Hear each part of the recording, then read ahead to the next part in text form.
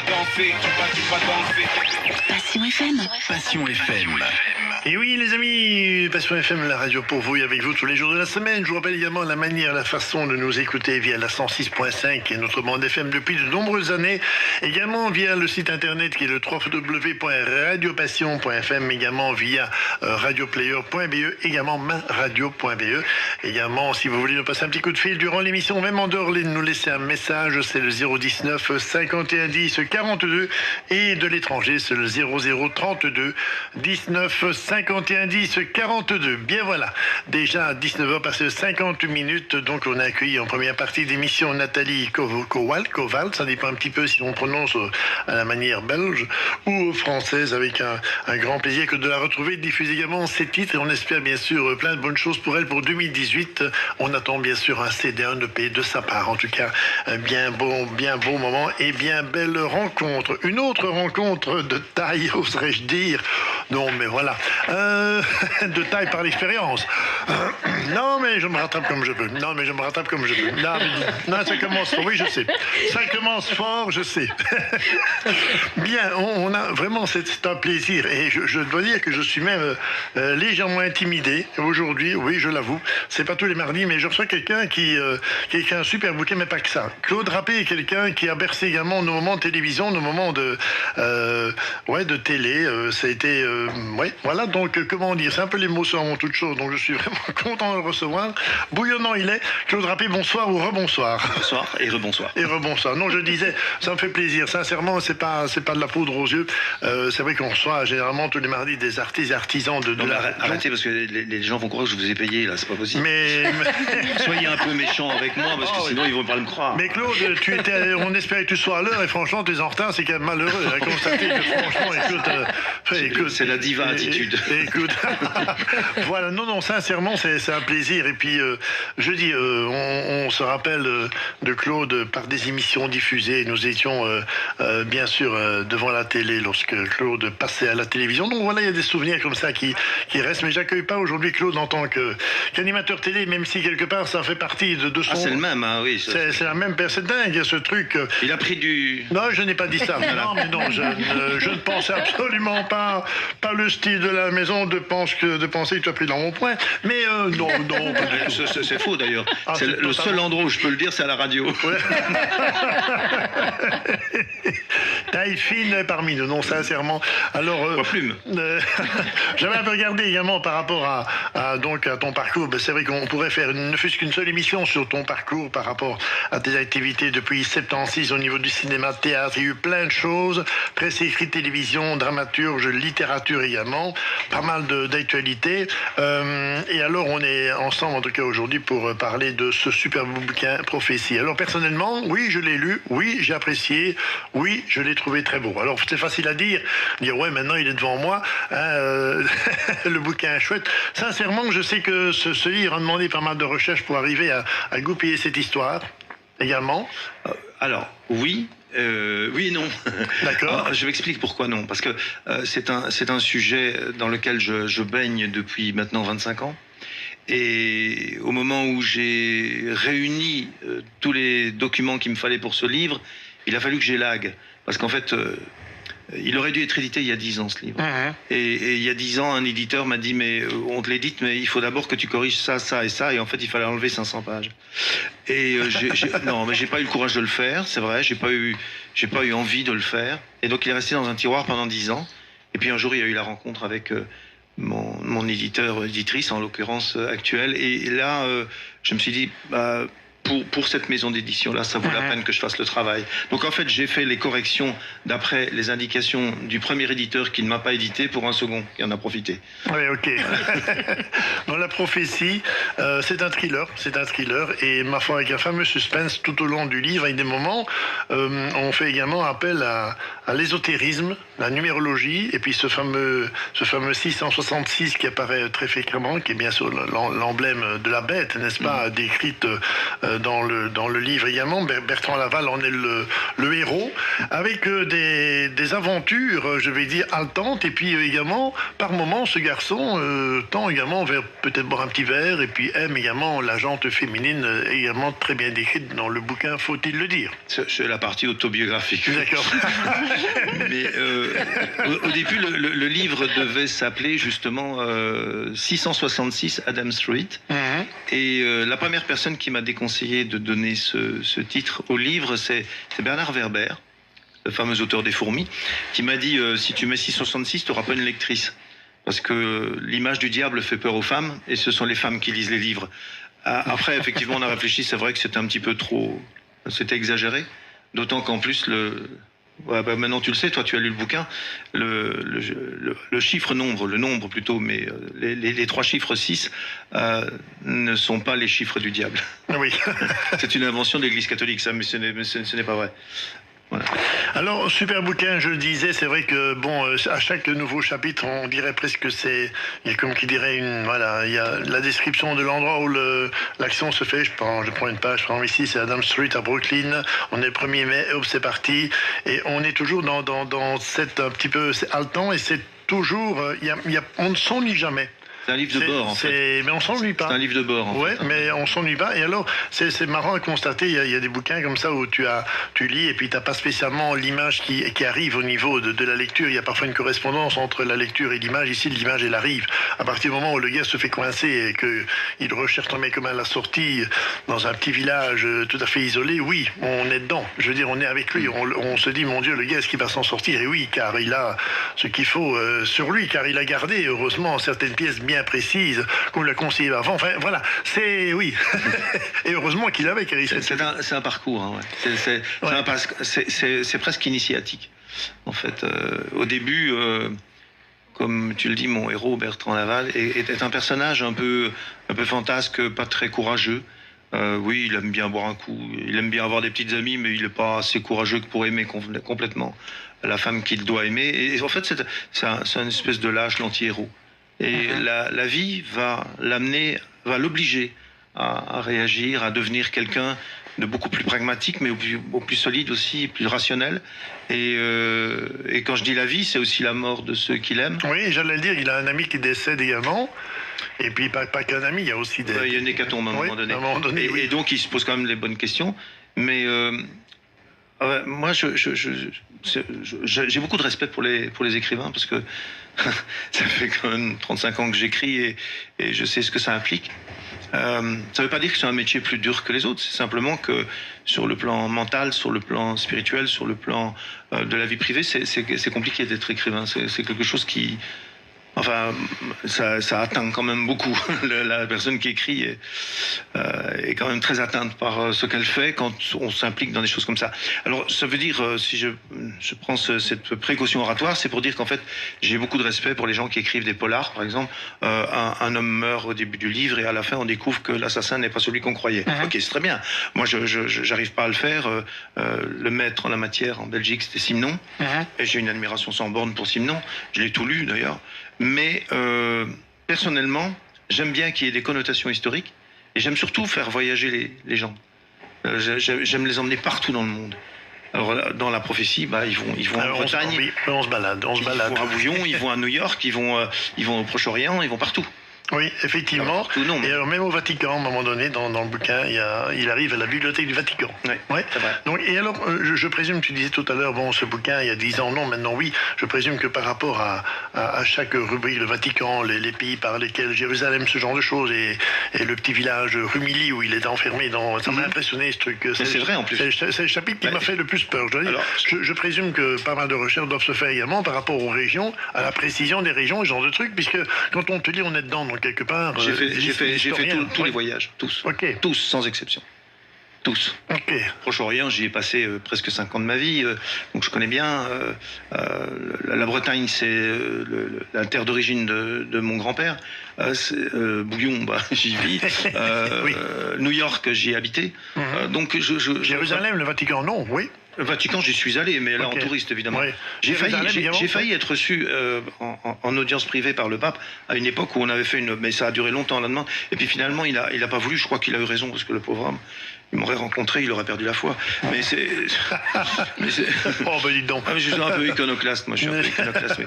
Mais enfin, toujours est-il que ça c'était vraiment de l'humour. Hein. J'espère qu'on l'a pas comme J'entends ça. bien, mais oui, bien sûr. Pas la prétention de faire perdre la foi à quelqu'un, mais et encore moins au pape.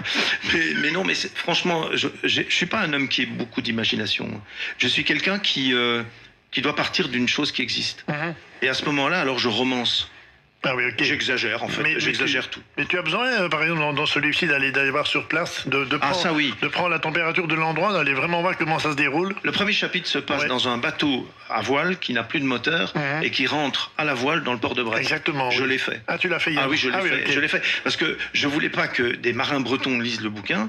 Et ils disent après, celui-là, il a jamais navigué. Quoi. Ok, d'accord. Donc ça veut dire aussi que pour écrire ce genre de bouquin, il faut vraiment aller sur place et prendre la température et le vivre. Tu as presque... Il faut avoir de la thune, quoi. Il faut être rentier, parce que sinon, on n'a pas le temps. Si vous avez le temps de rentrer dans le port de Brest par beau temps, déjà, il y a beau temps, il n'y a pas à Brest. Hein, donc...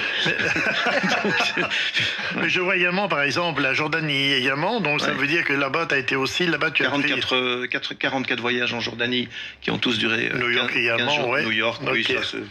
Est-ce que pour quelqu'un qui voudrait maintenant écrire un bouquin, un thriller ou bien, je sais pas, un livre, j'ai envie demain d'écrire un bouquin parce que j'aime l'écriture, est-ce que le conseil qu'on pourrait donner à des auteurs, c'est d'aller sur place vraiment, il faut vraiment se rendre compte de l'atmosphère, de la température sur place, ou est-ce qu'on peut se baser sur des documents, style, je sais pas, on a YouTube qui diffuse quand même pas mal de documents, oui, voilà. de choses intéressantes. Beaucoup de choses à changer avec Internet, bien sûr. Oui, c'est sûr. Là, par exemple, je viens de terminer, pas la suite, mais un autre thriller, où il y a 400 pages qui se passent en Thaïlande, parce que je connais très bien la Thaïlande, et puis il y a une centaine de pages qui se passent en Sibérie. J'ai jamais été en Sibérie. Non, jamais. Pas encore. Non. Mais en revanche, il fait très calme, c'est très. Bah oui, c'est plat. Il y a des boulots, bon, il y a de la neige. Mais de toute façon, tout se passe dans un asile de neuropsychiatrie. D'accord. C'est bien. C'est pas tellement, voilà, que ce soit en Sibérie ou ailleurs. Ouais. C'est plutôt le régime qui est intéressant, le régime politique qui permet effectivement ce genre d'hôpitaux. Mais non, je ne conseillerais pas de faire tous les voyages. C'est un de mes maîtres, Henri Verne, qui a écrit tous les Bob Moran, donc m'a dit un jour qu'il avait écrit sans avoir voyagé, et puis il a voyagé après. Il y en a d'autres qui m'ont raconté ce genre d'anecdotes. Donc je pense qu'effectivement, maintenant en plus avec Internet, on est vraiment... on a vraiment ce qu'il faut à la maison. On a l'image, on a le texte, on a tout. Mais il faut quand même beaucoup vérifier ses sources quand on commence à... Oui, tout à fait. Mais je vois également dans la bio que tu es conférencier, tu as été conférencier au Proche-Orient, etc., Israël, Jordanie, Égypte, etc. Est-ce que justement, toute cette panoplie cette ouverture que tu avais par rapport au métier, est-ce que ça aide vraiment dans la rédaction d'un livre qui comporte quand même plus de 500 pages ? En tout cas, pour ce qui est de la prophétie, ça m'a beaucoup aidé d'avoir visité, et plusieurs fois visité, et même avoir plus que visité, parce que quand je dis visiter, je suis resté aussi chez l'habitant, la Syrie, la Jordanie et le Liban, puisque ce sont des pays que je décris. Israël, évidemment. Ça m'a aidé d'avoir vécu, mais je ne pense pas que ce soit indispensable. D'accord. Est-ce qu'on pourrait imaginer la prophétie uniquement dans un cadre belge ?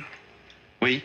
Oui, il y a des endroits bizarres en Belgique aussi. Je peux, sans raconter l'histoire, dire que si ça s'appelle la prophétie, c'est parce qu'il y a réellement un manuscrit en araméen qui a été retrouvé et qui mentionne le texte de l'Apocalypse qui rapporte 666 et écrit en araméen.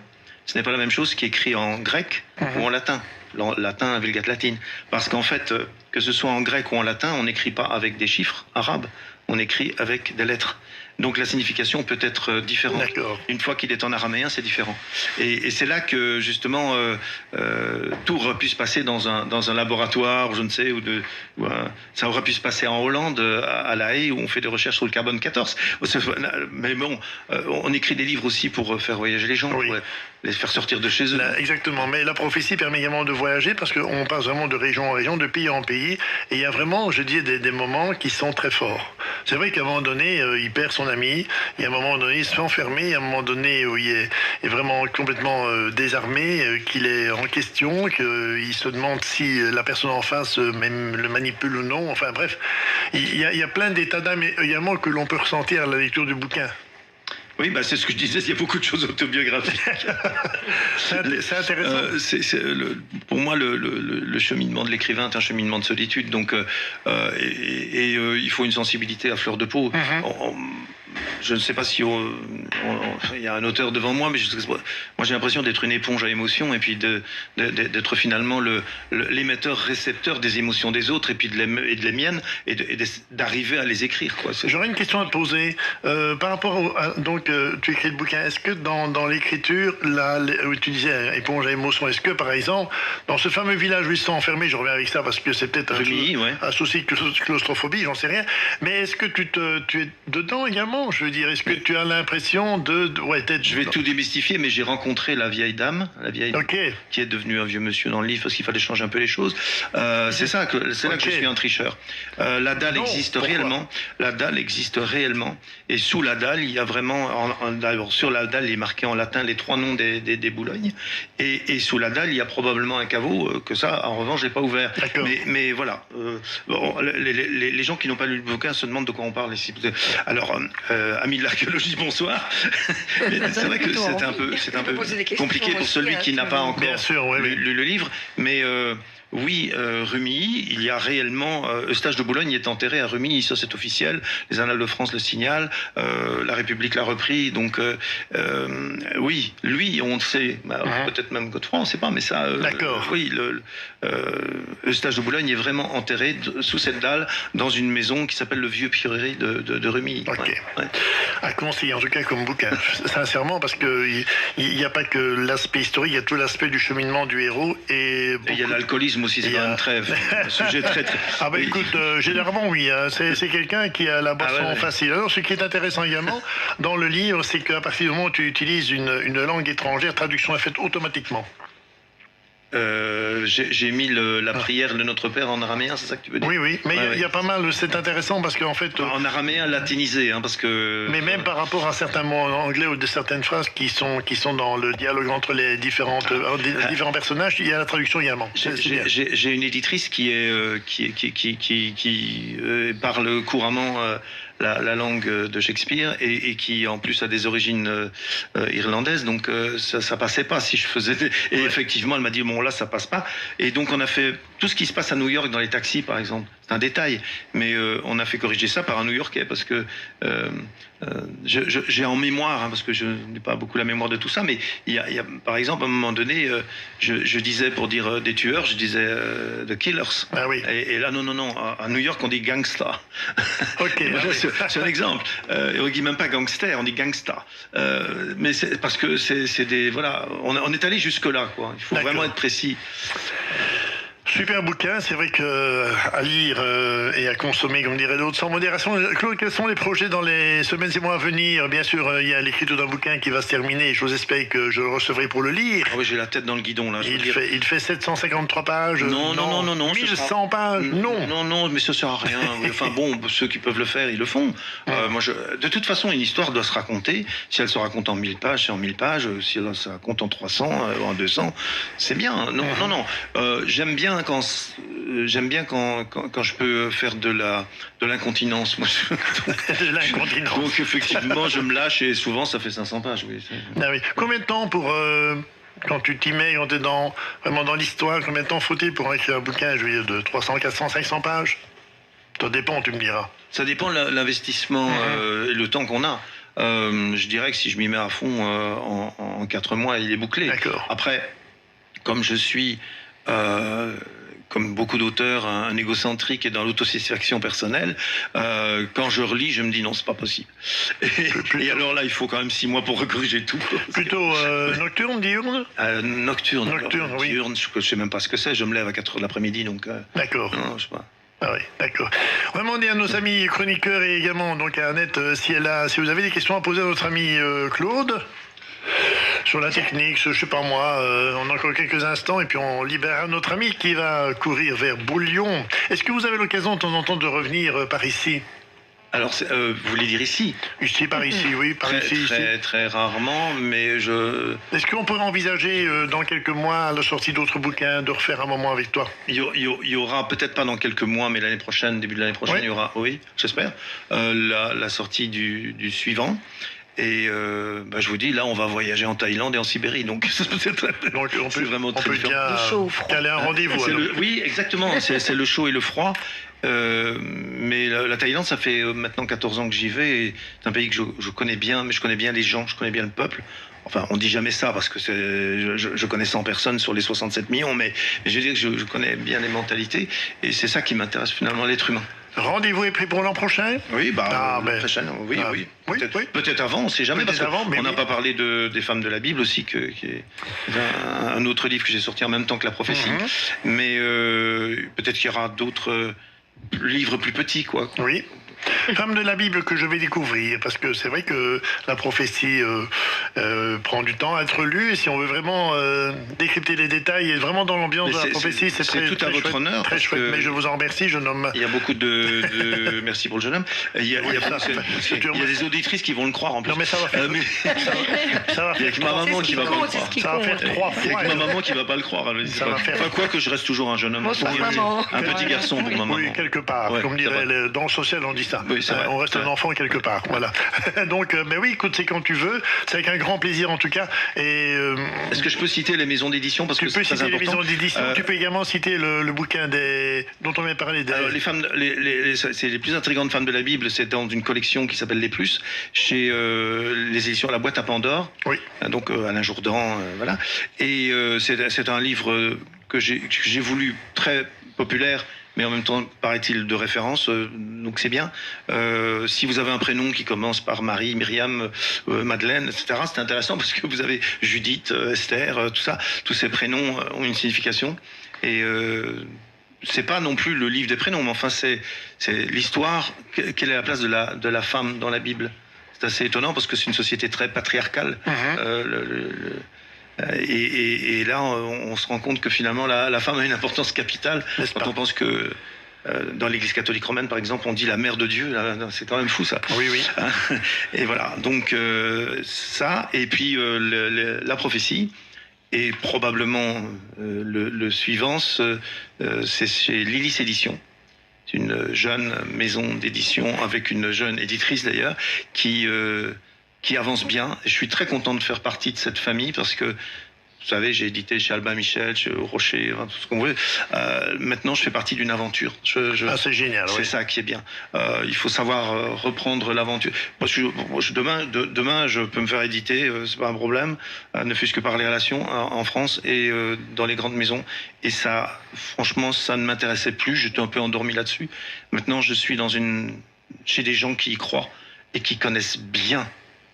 Le Ils métier. connaissent bien le métier. Ouais. Ça, c'est bien. Et ça, c'est sécurisant. presque rare, même dans Ouais, les grandes mais maisons c'est d'édition sécurisant. françaises. C'est sécurisant à l'heure actuelle. Je pense, j'en parlais à Nathalie tantôt également de tout ce qui est autopromotion de bouquins, de livres, de CD ou de chansons. C'est vrai qu'avoir des gens qui sont prêts à s'investir et aller de l'avant, et puis qui sont jeunes dans le métier mais compétents, c'est intéressant. C'est bien. Au moins, il y a un dynamisme qui est là et on peut avancer. Mais moi, je pourrais pas écrire un livre par an, enfin, avec tout le respect que j'ai, mais pratiquement toujours réécrire le même livre, et puis chaque fois faire parler de soi dans le journal de 20h à TF1. Je l'ai fait, hein, je l'ai fait. Bon, j'ai fait TF1, j'ai fait les émissions de Patrick Poivre d'Arvor, tout ça, ça va bien. Je crache pas dans la soupe, hein, ces gens-là m'ont aidé. Bien sûr. Mais il y a aussi les petits salons. Il y a les gens qui viennent vous voir avec leurs livres, qui ont dépensé quand même 23 euros. Oui, C'est tout pas à rien à fait. notre époque. Exactement, oui. Et qui vous racontent qu'ils ont lu tel passage et qui vous posent une question, qui ont envie de savoir, ou bien simplement qui vont vous découvrir. Je crois que la littérature, ça doit rester ça. Sinon, il n'y aura plus jamais de Victor Hugo. Et je ne suis pas Victor Hugo, mais j'aimerais bien quand même être son fils, quoi. Bien, Claude, un grand merci. Je ne sais pas si vous avez des questions. On citera également, Claude, les maisons d'édition, la sortie du prochain bouquin, que, évidemment, si tu sais me le faire parvenir également par la maison d'édition, ce serait super sympa. Je dois encore également lire le suivant, mais enfin voilà. Pour ceux qui veulent le trouver maintenant, il y a 18 mois qu'il est sorti, donc, et c'est surtout une sortie par les voies d'Internet. Donc il faut aller sur Facebook, taper Lilis Édition, c'est... de toute façon, c'est Facebook, hein, donc c'est L-I, je vérifie, Oui, L-I-Y-S, édition. Là, vous avez toutes les références de Amazon, évidemment, imparable Amazon, mais à toutes la maison, le livre en papier. Enfin, il y a toutes les références pour acheter le livre par internet ou le faire livrer chez votre libraire. Hein, c'est pas... Par exemple, LILYS édition. Bien les amis, des questions, puis on libère notre ami Claude pour enchaîner avec notre ami le titre Pascal. Du prochain, c'est quoi? Alors provisoirement, parce que c'est toujours un sujet de débat. C'est suite Thaïlande, Sibérie. Tsunami. Il s'appelle Tsunami parce qu'il commence le 26 décembre 2004 au large de Phang Nga, près de Phuket, dans la mer d'Andaman. Et c'est une chose que j'ai vécue aussi puisque je suis un rescapé du tsunami. Ah oui. Ouais. Moi, j'y étais l'année d'avant, en décembre 2003. Ouais. Quand j'avais vu les images en 2004. Donc provisoirement, il s'appelle Tsunami, ça s'appellera peut-être autrement, mais en tout cas, la chose qu'on n'enlèvera pas, c'est que ça commence en 2004 et que c'est une aventure qui va durer 17 ans à partir de 2004. Donc et ça ce sera la même maison d'édition. Probablement, oui. En tout cas, jusqu'à présent, on est tout à fait d'accord de sortir ce livre. Maintenant, il doit encore être soumis au comité de lecture. Et comme partout, moi, je suis pas un prioritaire, quoi. C'est le 40e de bouquin. Le mien, c'est je sais pas, j'en ai écrit 12 à mon nom et puis 20. Un temps clair, comme on dit. J'ai fait ça aussi, mais ça, on apprend beaucoup. On apprend aussi une forme d'humilité parce qu'on est obligé, puisque il y a 2-3 best-sellers, même mondiaux, qui sont sortis. Mais attention, hein, quand on est nègre pour des auteurs connus, on fait partie d'un collectif d'écriture, on n'est pas tout seul. Hein. Mais je veux dire, quand on est nègre, sans ouvrir un débat, ça veut dire qu'on pond soi-même une histoire, non. Mais comme elle nom de quelqu'un d'autre. Ça n'a pas été mon cas. Parce qu'il dit qu'il y a plusieurs, monsieur dit qu'il y a plusieurs personnes qui sont... Peut-être que c'est le cas de certains. Moi, ça a été vraiment des auteurs qui vendaient beaucoup, qui n'avaient plus le temps et qui m'ont suggéré des histoires et qui les ont, au fur et à mesure, lues. Mais enfin, j'ai pas trop envie de parler de ça parce que justement, le principe du nègre, c'est un truc qui devrait disparaître normalement. Mais ça restera... Enfin, il y a bien les écrivains publics. Non, je ne sais pas si c'est un bien ou un mal. Ça, c'est un grand débat. Mais en tout cas, ça m'a permis de gagner ma vie, moi, à un moment donné. Voilà. Et de me faire la plume, comme on dit. Bien les amis, on va donc rappeler les livres de notre ami Claude, La Prophétie, donc un thriller chez les Lys Éditions, les plus intrigants de femmes de la Bible chez la boîte à Pandore, également donc Tsunami, donc à sortir, qui va sortir provisoirement, parce que le titre n'est pas... Tenez-nous au courant, n'est-ce pas? Oui. Tenez-nous au courant de l'évolution. Oui. Revenez-nous. Il y a Annette qui voulait poser une question. Oui. Non, je voulais pas poser une question. Une dire. On a une passion parce Et voilà, passion elle parle très bien l'hébreu et moi j'ai un hébreu scolaire, mais bon voilà. Mais de toute façon personne ne comprendrait, ça sert à rien. Allez-y. On va être sage, on va le faire en français. Oui. En fait, mais je trouve que c'est un heureux hasard qu'on ait pu être à cette émission ensemble parce que mon bouquin, moi, c'est pas du tout dans. J'ai eu un le coup de côté foudre sur la théorique. dernière de couverture de votre bouquin, donc déjà, Voilà. ça commence bien. En fait, mais moi, ce que j'apprécie dans un roman, quand je le lis, quel qu'il soit, et c'est ça que j'ai voulu faire dans les miens, c'est qu'il y ait de la recherche. C'est que derrière, on sache qu'il y a eu une recherche qui a pris du temps, on s'y est impliqué, et ce qu'on met dans le livre est vrai. Mais honnêtement, c'est notre plaisir aussi, non? Moi, c'est tout mon plaisir, Bah oui. c'est chercher. Ça, Parce que si c'est pour écrire sans savoir, ça sert à rien. Voilà, exactement. Et puis, je crois qu'on est éternel étudiant, quelque part, Ouais. et c'est une façon pour nous D'apprendre, d'étudier et d'apprendre, et puis le plaisir de communiquer ce qu'on a C'est une découvert. passion. On est passionné évidemment Voilà. par le sujet, oui. Voilà, Oui, parce que exactement. tu écrivais ça, et en vous écoutant, je pensais aussi à ça. Quant à l'imaginaire, si l'histoire est créée de toutes pièces, les différentes technologies décrites existent réellement, Oui. même si certains sont encore au stade de prototype. Mon esprit cartésien présente des difficultés à inventer. J'aime les faits réels, même s'ils font parfois l'objet d'une extrapolation. Voilà, Donc c'était encore c'est un tout point commun, quoi. à fait juste. Maintenant, je vais vous dire, pour ne pas faire peur au lecteur, c'est pas toujours non plus des choses, c'est pas des faits d'érudition. Hein. Par exemple, quand je suis en Thaïlande, j'ai appris à faire la cuisine thaï. Donc je décris effectivement comment on prépare un tom yum, un pad thaï, qui sont les plats nationaux. J'explique aussi comment on fait pour pêcher l'anguille dans la région d'Isan. Donc on est parfois dans des choses très très simples.